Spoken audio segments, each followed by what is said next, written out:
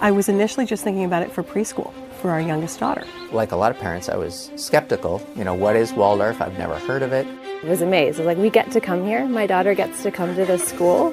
There's something you really learn how to see. I want to learn. I want to learn all sorts of things. Their willingness to puzzle around some of the deep conundrums around mathematics and physics. If here's the situation, what do we do about this? Like, let's sit down and think about this. What do we do? Kids are discovering things that they're passionate about. They're confident, they're strong, they know how to relate to people, they look you in the eye. Met these kids and I said, I want one of those. That's what I want, is a kid like that. They're 3D on paper, they're not just flat test scores. You're taught to want to learn.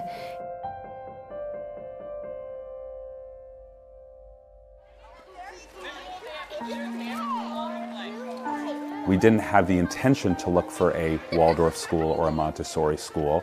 We started visiting preschools to try to get a sense of which preschool would be the best fit for our son. The first time I came to Waldorf, I just remember the smells. It smelled beautiful. Beauty is innate, I think, and so young children know it and they're drawn to it. She didn't even turn around and say goodbye the first day. She was so ready to be here. You just walk into these classrooms and imagining my son in those spaces and saying, oh, I could see this working. When I think of early childhood, I think from 0 to 7. Then we have such very little time just to treasure movement and play and healthy rhythm and healthy routine. The basis of Waldorf education is the understanding of the human being that comes through the work of Rudolf Steiner. Everything we do in the classroom, from all the sewing, all the craft activities, all those things are fine motor skills, because at this age there's incredible brain development that takes place. Do you mind if I could show you my Foxy?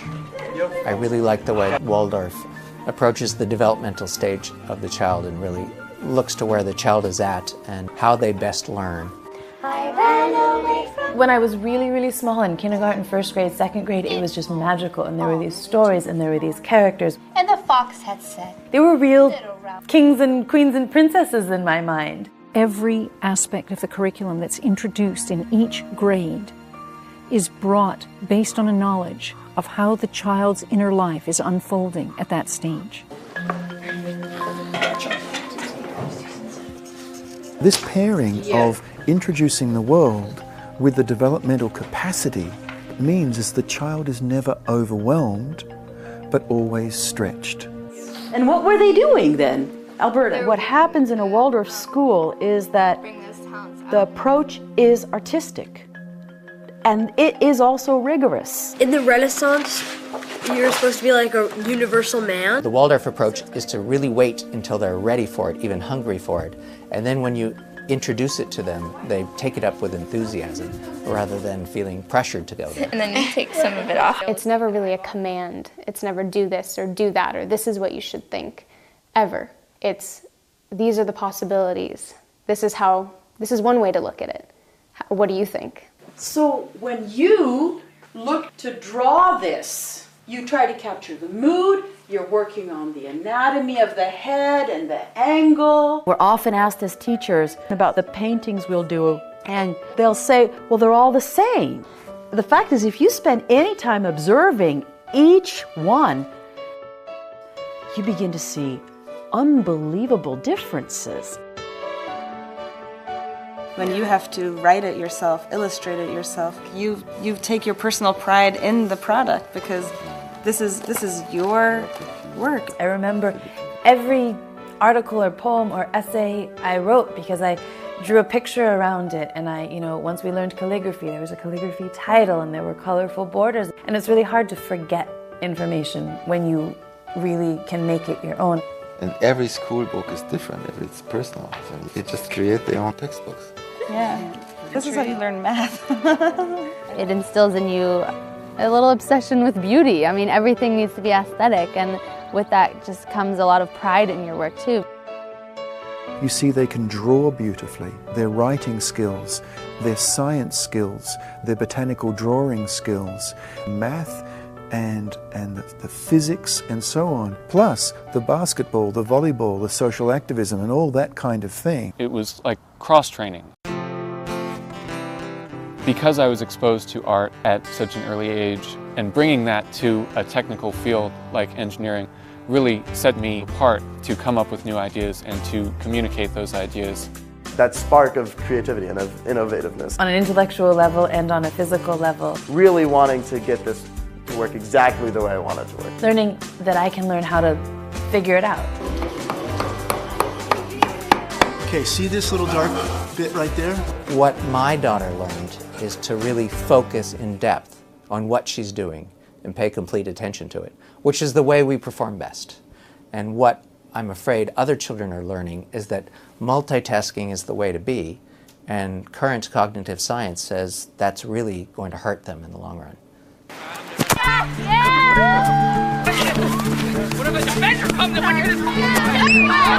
As a father with a son here, I mean, I want him to develop, you know, his physical abilities. It's a very important part of the middle school curriculum. We like to win as much as anybody else. Good. And it builds pride in a class, and it builds pride in a school. The way sports and athletics is offered here, it's done in a more balanced way. I don't think that the sports department is more important than the music department. I think they're both equally important. I think 2 foreign languages and woodwork and handwork and gardening and sciences and language arts are just as important. They put their physical energy to work in different ways. And when they have that body energy that they don't know what to do with it, Marin Waldorf says, great, we'll teach you. Well, in the 3rd grade, we teach self-sufficiency. And with the shelter block, they learn about what people need to build a shelter. Why do they build shelters in a particular place? Why do they use the materials that they use? A mud house from Botswana. Dobo, it's built in Papua New Guinea. It's a hobbit hole. A gangplank to get to the ferry. An Arctic igloo. It's made out of mud. Swiss lake house. Brazilian stilt house. An Indonesian tree house. Drawing, painting, woodworking, gardening, sewing, knitting, it all ties into each other, and you see the interconnectedness of things. Movement helps to integrate all the things that they're learning, because you don't only learn with your eyes and your ears and your head. You really learn with your whole body.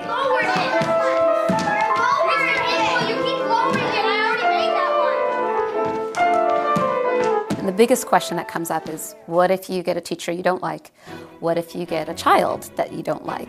You can't just not like your teacher and sort of sit in the back and get away with it. You have to work through things. There wasn't like, oh, those cool kids, or you're not cool so you can't be friends, or you know, ostracizing a girl for her looks. Being able to look people in the eye and say, you know, I disagree with you, but you know, that doesn't mean we're enemies. That doesn't mean we hate each other. The beauty of this curriculum is that you've made that commitment to go that much deeper. The deeper the commitment, the deeper the respect and rapport that a teacher will have with a student, the better that student will do. Who can make a declarative sentence? As they get older, they become more interested in doing what you want them to do because of their love for what they're being taught. And in the younger grades, their love is more for the teacher who stands before them. My children love their teachers, and the teachers love my children. And when the teacher loves the child blossoms. And when the child loves the child can learn from the teacher. That's an essential ingredient in education. The teacher becomes a representation of the best of humanity. And that is what the child is looking for. Well, when I hear our class teacher talking about my daughter, I know that when she says, you know, Katie's getting it or not getting it, she's talking about my daughter and what her individual capacities are, and not just any other 3rd grader. It's a true partnership. I know that when a child is struggling, I can really have a frank conversation with their parents, and that we will work together to find a way to support their child. In the beginning, I was quite jealous because Rudolf Steiner has given almost everything about the child to the teachers. When he talks about child development, he gave them a key to how to heal through education, because education can make ill and education can heal. We had this experience with our son Eli. He was very shy, and the other schools made us feel like this shyness was going to be a major problem. And Marin Waldorf School said, nope, Eli is going to come to the world in his own time. And if you just, let him come to the world, he will come. And he did come to the world. And I think it was because there wasn't this incredible pressure to make him do it when he wasn't ready. These little bees were working so hard, making delicious honey. What you see is this unfolding experience of leading the child into the world in a way that has patience about it, that has grace and space. And what you then see is a child when they graduate who can do remarkable things. We're often asked as teachers, are you preparing them for the real world? Are they going to be able to get into this high school, that high school, this university? And I think we're selling ourselves short if that's all we're looking for. Because my answer would be yes, and more. People who can also think outside the box, people who can create new forms. That first semester in high school was a time of having to adapt to a really different kind of learning, but I had learned how to learn really well. Yes. They come to high school with a good sense of themselves, and I know they also know how to be in relationship with adults. And they are prepared, I think, as thinkers and writers in ways that many other students aren't. They don't just do the status quo, they'll go one step beyond, and there's too many kids that have the same test scores. We want to see students that kind of pop off the page. I took my creativity and my initiative that I used as a child and said, I see something that could be created, and I'm going to use my imagination to picture a better world of something that we could create here in Shanghai. It's not just on the level of development of the intellect, but it is this whole human being, this physical, intellectual, emotional, and spiritual component. It's spiritual without being religious in the sense of organized religion. It's not preaching morals to the children, but allowing them to find their own moral within different stories that they hear or different lesson situations that come up. The values they're teaching the kids in the classroom is helping the parents keep those values at home, and I think we are making the world a better place.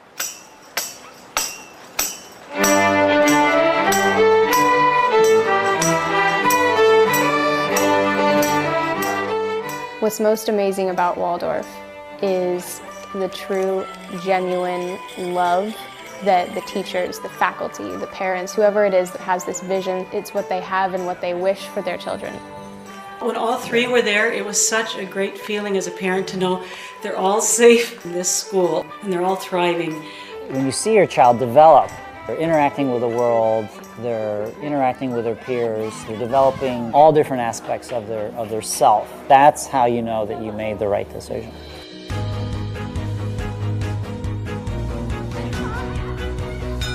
There's not one person who dictates what Marin Waldorf is. There's not one person who dictates what even Waldorf education is. Marin Waldorf really is who's at Marin Waldorf. You can tell there's something that's beautiful about it. But you can't really describe exactly what it is. This incredible resilience, that's the word, resilience. That's what I see in the older kids at Marin Waldorf School, and slowly but surely, that's what I feel like I'm seeing in our own children. For me, it was the most tremendous gift that my parents gave me. I will keep Jonah in this school because not only will it teach him to be smart, it'll teach him how to work and use his hands and be productive. And it will teach him how to be fully human. So why wouldn't you not want that for your kid?